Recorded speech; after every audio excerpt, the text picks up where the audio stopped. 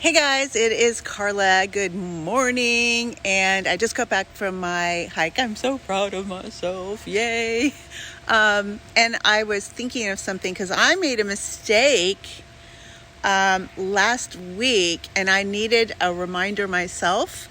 And I thought maybe you would too. So this is all about sales today. One of the biggest mistakes that I see people, and you've heard this before, like don't ask somebody to marry you before you've gone on your first date, right? So I made a mistake that I sent somebody a sales page and I'm like, oh my gosh, this is going to be perfect for you.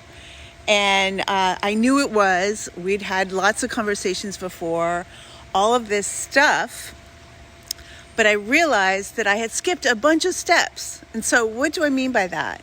So while you are working with your prospects, you always have to remember where they are in the situation, where they are coming from, what they are thinking. And if you don't know that, please identify your avatar. If you have to, just go to ChatGPT and ask ChatGPT what their questions and what their concerns and worries are so that you know what they are.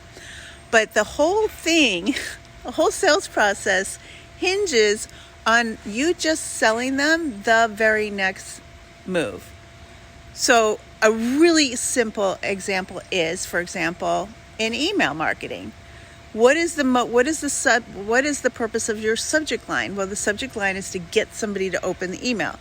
What's the purpose of your email? To get somebody to do something, whether it's buying or it's taking the next step or it's registering for a webinar.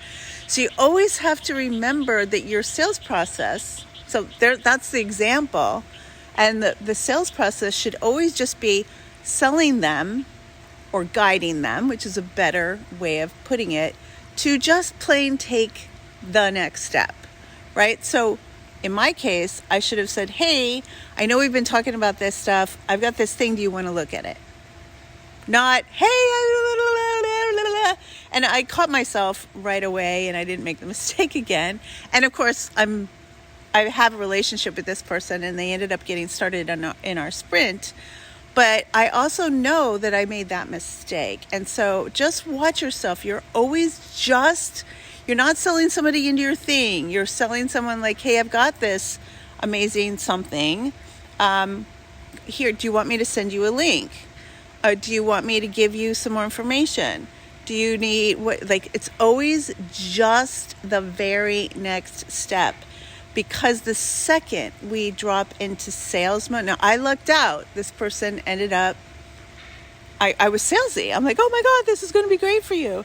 The second someone feels that they're trying to be sold to, that's when it just gets icky. And this happens after the sale too. If somebody buys your weight loss or collagen or face stuff or whatever it is that your insurance, your solar panels, whatever it is you sell, do not immediately go puke all over them all the things that you think they need to know. They don't want you to keep selling them, to tell them all the things. They want to come back and ask or find out for themselves, so just be careful about, I call it puking the sales thing all over somebody.